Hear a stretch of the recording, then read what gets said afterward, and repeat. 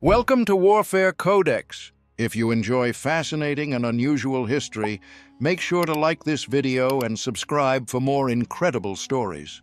Now, let's dive into the strange and extraordinary world of history's most unique individuals. It began not with an invasion, but with two bullets in a quiet Balkan street.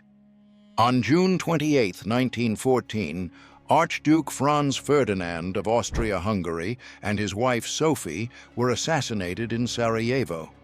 The young assassin, Gavrilo Princip, was just 19 years old, radicalized, angry, and armed. He fired a pistol into a carriage and cracked the world open. Europe, at the time, was a continent resting uneasily on a bed of alliances, grudges, and ambitions. The Austro-Hungarian Empire, backed by Germany, blamed Serbia for the assassination. Serbia, in turn, was protected by Russia. Russia had ties with France. France was allied with Britain. And within just a few weeks of the Sarajevo killing, this tangled web of treaties turned a local conflict into a global catastrophe. On July 28th, Austria-Hungary declared war on Serbia. By August 1st, Germany declared war on Russia. On August 3rd, it declared war on France. And when German forces invaded neutral Belgium to enact their sweeping offensive plan, known as the Schlieffen Plan, Britain entered the war. What had begun as an assassination spiraled into one of the deadliest conflicts in human history. Millions answered the call. Young men marched into war believing it would be over by Christmas. Instead, they were entering a nightmare that would last 4 long, bloody years. Germany's Schlieffen Plan aimed to swiftly defeat France by sweeping through Belgium and northern France, encircling Paris and forcing a quick surrender. But Belgium resisted. Its small army delayed the German advance far longer than expected, and in doing so, exposed the brutality of the German military machine. Villages were torched, civilians executed, atrocities that horrified the world and rallied public opinion against the Kaiser's forces. As German troops pushed through Belgium and into France, British expeditionary forces met them at battles like Mons and Le Cateau. Though outnumbered, the British troops fought with discipline and tenacity, slowing the German advance just enough. By early September, German forces were within striking distance of Paris. But then came the Battle of the Marne. The Marne was chaos. French troops, many ferried to the front in Parisian taxis, launched a desperate counterattack. The Germans, overextended and vulnerable, were forced to retreat. The dream of a quick victory collapsed. The Schlieffen Plan had failed. And so began the digging. From the North Sea to the Swiss border, soldiers carved trenches into the earth. Defensive lines emerged that would barely move for the next 4 years. The Western Front had been born, not a front of glory, but of mud, blood, and mechanized horror. Trench warfare was unlike anything the world had seen. Soldiers lived like rats, knee-deep in mud, surrounded by lice, plagued by dysentery and disease. Artillery never stopped. It thundered day and night. The air was thick with the smell of cordite, sewage, and death. Rain turned the trenches into lakes. Rats fed on the corpses of the fallen. And in the distance, machine guns waited silently for the next foolish assault. The war quickly spread beyond the Western Front. On the Eastern Front, Russia launched massive invasions into East Prussia and Galicia. At Tannenberg, the German army crushed the Russian Second Army, capturing over 90,000 prisoners. But the Eastern Front would remain a shifting, chaotic battleground, with staggering casualties on both sides. In the south, the Austro-Hungarian Empire struggled in Serbia. Their invasion attempts failed repeatedly, humiliated by a smaller but highly motivated Serbian force. Meanwhile, in the colonies, European powers brought the war to Africa and Asia.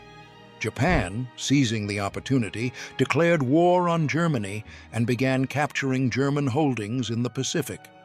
This was no longer a European war, it was a world war in every sense. By the end of 1914, over 1 million men were dead. And still, the generals planned new offensives. Still, young men were conscripted. Still, families hung pictures of sons and brothers and fathers who would never return. And then, something strange happened. On Christmas Eve, along parts of the Western Front, gunfire fell silent. Soldiers from both sides cautiously emerged from their trenches, met in no man's land, and exchanged greetings, songs, cigarettes, and even small gifts. Some played football, others buried the dead. For a brief moment, humanity flickered in the heart of hell. But by dawn, the truce was over. Officers barked orders, men returned to their trenches. The guns roared again. The war was only beginning.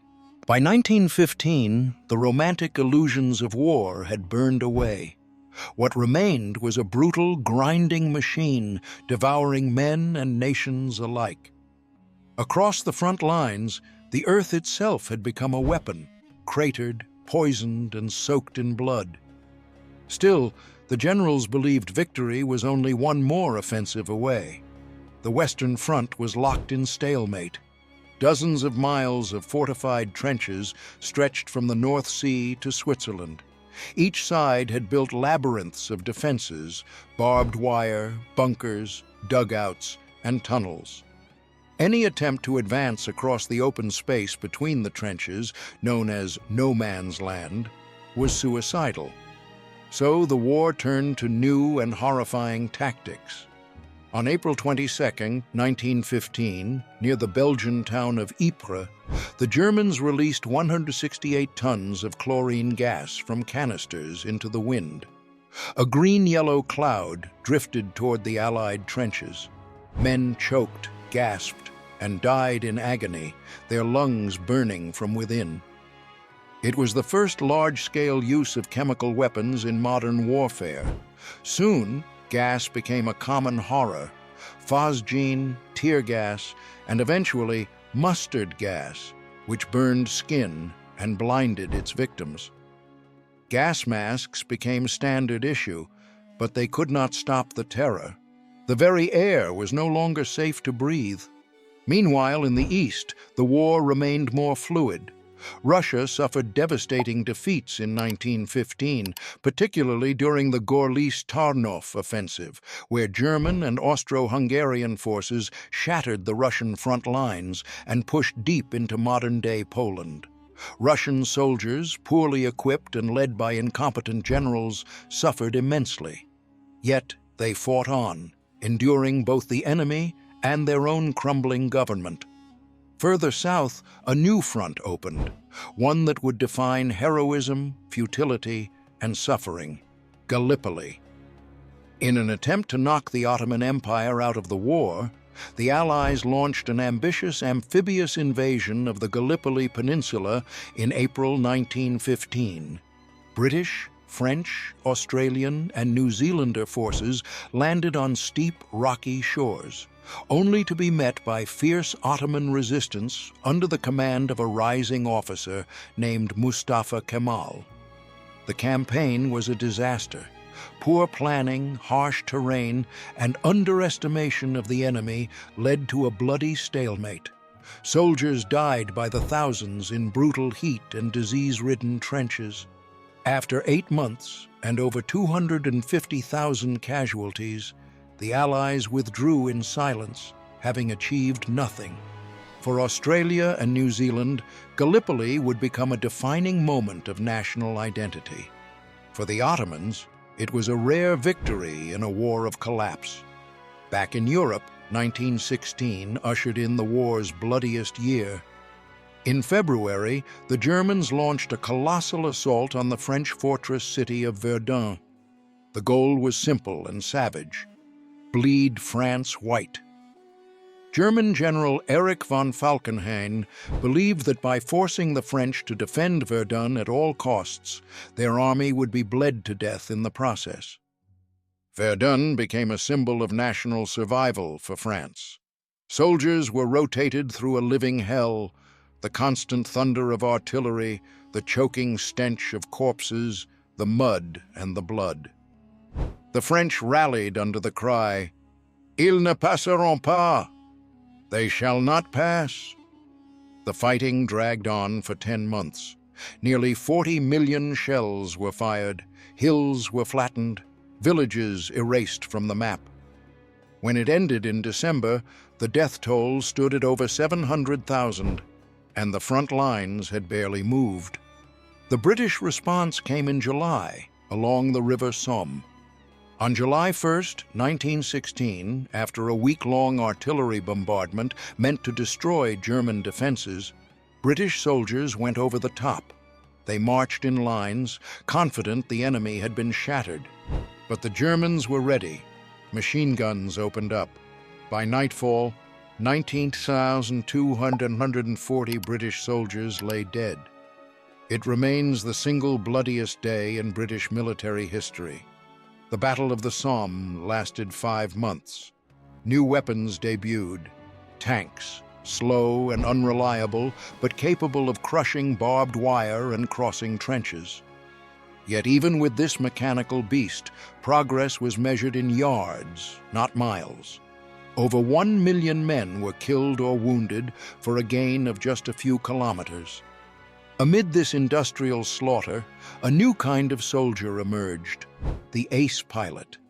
In the skies above the trenches, aerial dogfights raged. Men like the Red Baron, Manfred von Richthofen, became legends, shooting down dozens of enemy planes. But for most pilots, life expectancy was measured in weeks.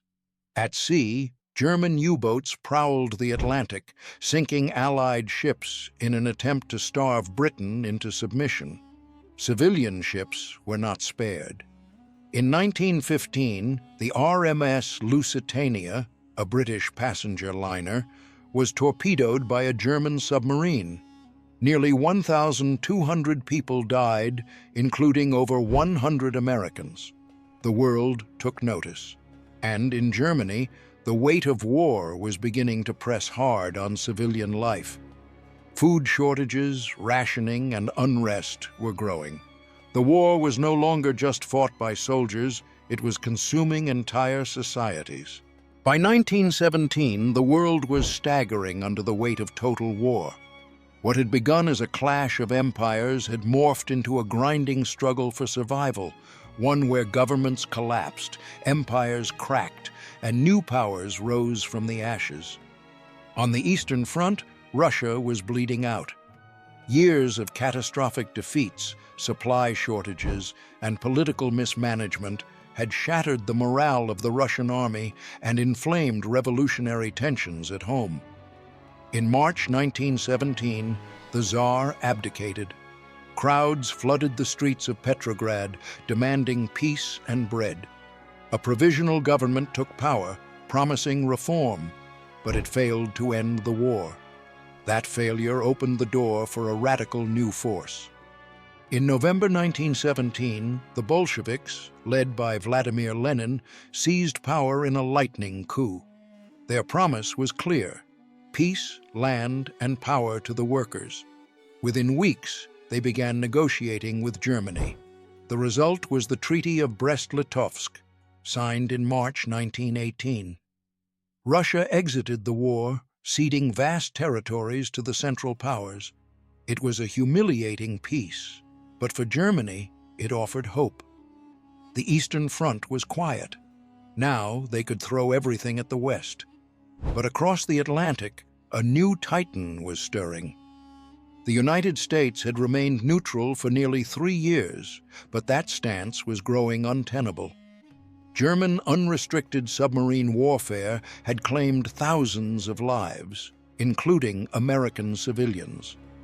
And then came the Zimmermann telegram, a secret German message to Mexico proposing a military alliance against the U.S.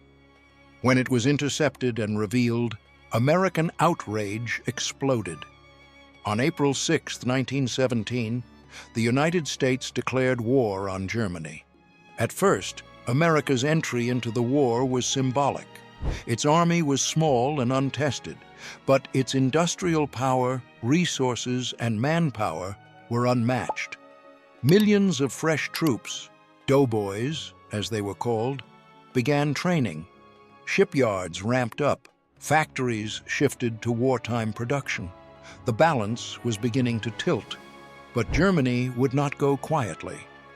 In March 1918, with Russian resistance gone, Germany launched its last desperate gamble, the Spring Offensive.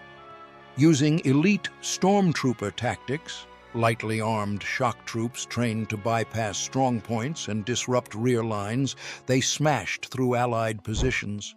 The offensive moved faster than anything seen since 1914. Towns fell. British and French lines bent. Paris was once again under threat. But the advance came at a terrible cost. Germany had no reserves left, no reinforcements, no fuel, no food, no hope of sustaining the momentum. And now the Americans were arriving, by the tens of thousands every week. The tide turned swiftly. In the summer of 1918, the Allies launched a massive counteroffensive. At battles like Cantigny, Belleau Wood, and Château-Thierry, American forces fought with courage and ferocity. German troops, exhausted and demoralized, began to crack. At the Second Battle of the Marne, the Allied line held firm. From there, it was retreat after retreat for the Central Powers. In the skies, Allied air dominance grew. On the ground, tanks, now more reliable and mass-produced, plowed through trench systems. Artillery became more accurate, infantry tactics improved. The German army, stretched beyond its limits, began to collapse from within. Mutinies erupted, soldiers surrendered in waves, and back home, Germany was falling apart. In November 1918, revolution swept across the country. Sailors mutinied in Kiel. Workers and soldiers took to the streets in Berlin. The Kaiser, Wilhelm II, abdicated and fled to the Netherlands. The German Empire was finished. In its place, a republic was born in the middle of a national collapse. At 11 a.m. on November 11, 1918, the guns fell silent. An armistice was signed in a railway car in the forest of Compiègne. After 4 years, 3 months, and 14 days, the Great War had ended. The cost was unimaginable. Over 16 million people were dead. Entire landscapes had been obliterated. Old empires, the German, Austro-Hungarian, Ottoman, and Russian, had disintegrated.